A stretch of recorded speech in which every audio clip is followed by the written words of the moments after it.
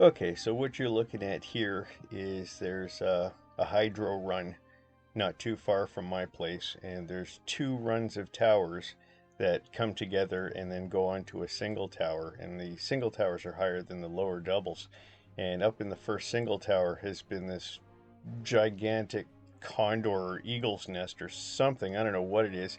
Currently unoccupied because it's winter, but I've been dying to take a peek inside this thing for a long time, and was one of the reasons that I wanted to get a drone in the first place. So I was just basically proving that I could get to it safely and have a decent enough look and keep a good line of sight on it, and just basically get myself ready for better weather when there might be something in it. By the way, don't try this at home, kiddies. This was what we would call a calculated risk. Hydro towers and wires can be hazardous with the electromagnetic interference and, all the physical dangers in the way. So I don't really recommend this, but I had to give it a shot. And here's just a quick shot of part of that hydro run as I'm kind of getting myself out of the area.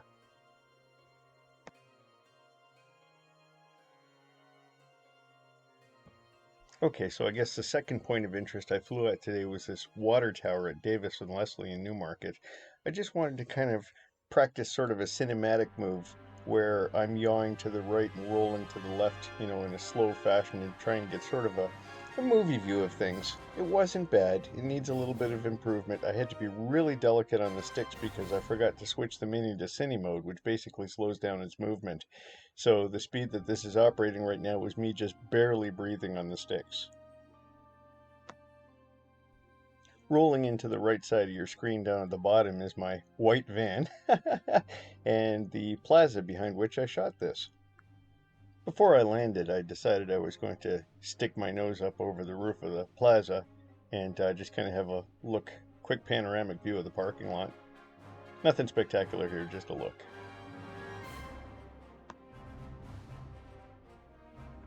This is a neat structure not too far from my place.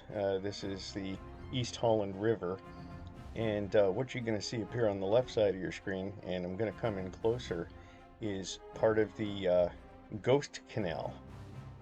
Back about 110 odd years ago, they decided that they were going to create, a barge lane, a shipping lane, joining the Trent Severn waterway to Lake Simcoe via the Holland River.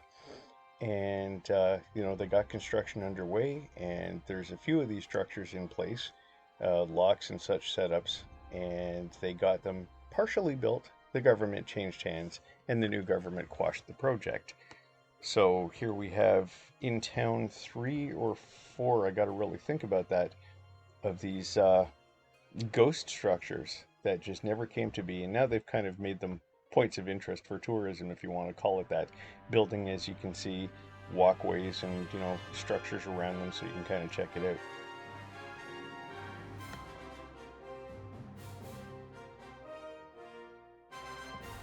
So I thought it might be kind of cool to sort of fly under the bridge and through here and let you get a closer look at it. I've always found these structures kind of neat, and there's one only a mile or two from here, not far at all, that I used to hang out on when I was a teenager and I wanted to collect my thoughts. I spent a lot of alone time on one of these structures, and at the time there was no real trails going to it, so I was pretty much left to my own devices, and I can just sit there and think and smoke and listen to music and do whatever the hell I was doing. So here we go, I'm lining up on the river side, the active side, although there's not much river here, and I'm going to fly under the bridge up this side. And the idea here is to kind of get a look at the little waterfalls over the dam.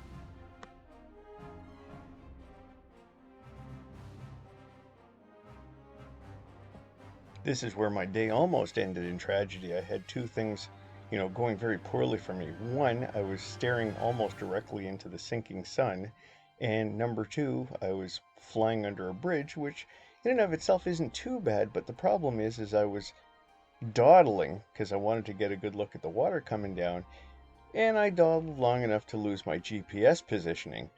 And I guess over the water, all the other positioning features weren't really working. And when I stopped to have a closer look, I was about to drop altitude here. I realized I lost my positioning, and the thing started to just drift and rise, and just missed that structure, and just missed that structure, and bang, buzzed off the ceiling. Now I'm in trouble. I can't see the thing, and there we go. That's the hard hit that chipped a couple of my props. And now I look back at my screen, realized I was rising again, so I brought it back down again, forced a little lower altitude to try and get myself together, aim the camera back up because that got knocked out of alignment, and breathe a sigh of relief once I laid eyes on the drone again. Here's a look at the two chipped props. Yes, I've got some more ordered on Amazon. The lesson here is don't lose sight of what you're doing. Remember the fact that you're going to lose your GPS underneath a structure. And, you know, if you're staring at the sun, you might lose sight of your craft. That was a bit of a scary situation. I almost lost her. Take a lesson, pay more attention than I did. I got a little bit too excited, a little bit too happy about what was going on, and just basically forgot myself, and that almost cost me.